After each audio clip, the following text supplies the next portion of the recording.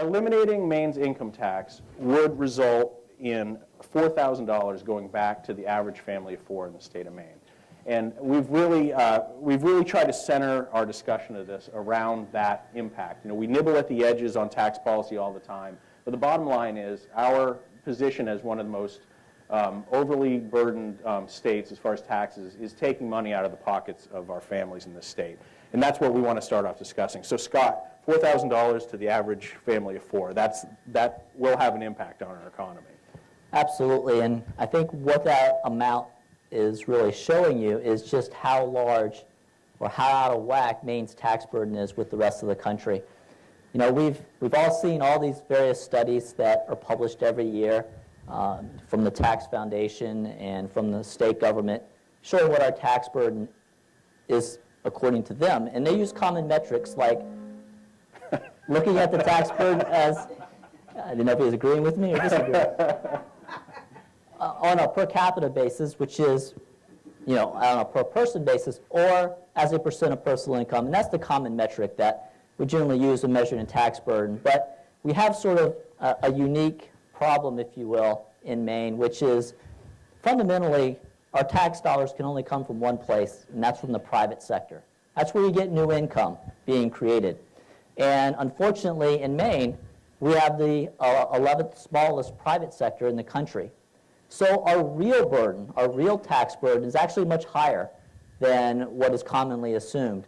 And if you saw my recent study on this, I found that as a percent of the private sector, Maine's tax, state and local taxes, is taking almost 1 out of every $5, 18% of Maine's economy. And that's a tremendous amount. It's the 6th highest in the country when taken as a percent of private sector. So, you know, at the Maine Heritage Policy Center, we've talked for a very long time about getting to the national average. That's, you know, we're not talking about drowning the government in the bathtub. We just simply want to be average. And getting rid of the income tax, the personal income tax, which is our largest tax, by the way, would go a long ways to finally bringing that down to the national average.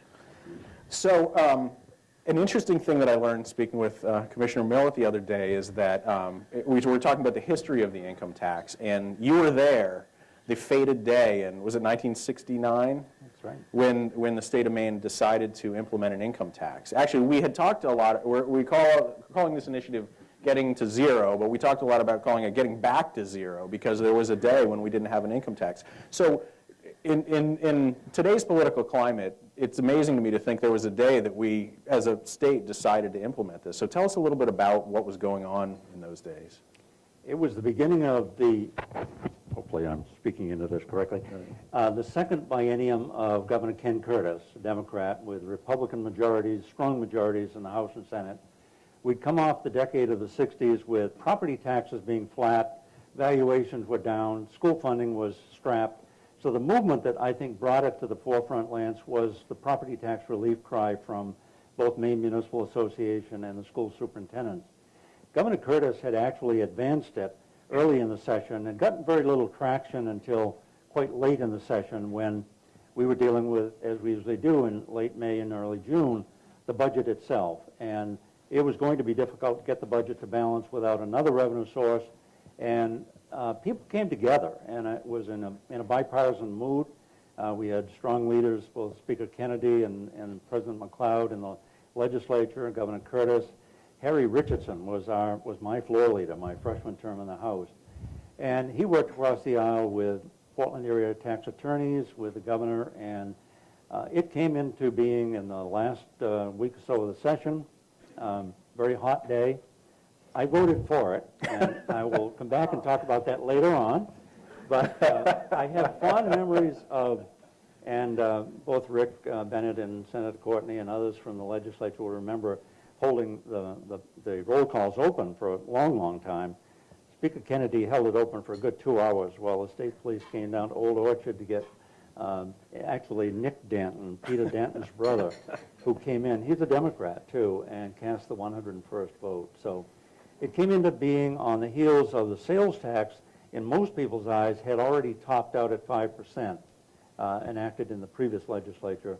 And, of course, it was new and controversial in some respects, but it was so basic. 1%, 2%, 3%, 4%, 5%, 6%, no indexing, and a very small revenue generator comparatively. So now what does it represent as far as state? It now represents $1,335,000,000 in the last fiscal year, 46% of our general fund revenues. And this is just the individual side. Of course, the corporate was adopted back at the same time as the individual. So it has become our far and away largest revenue source for the general fund. So Scott and I were talking the other day looking at these numbers, and we came up with a pretty interesting nugget that if Maine's total revenues were the same they were on the day that Angus King became governor, we could eliminate the state income tax.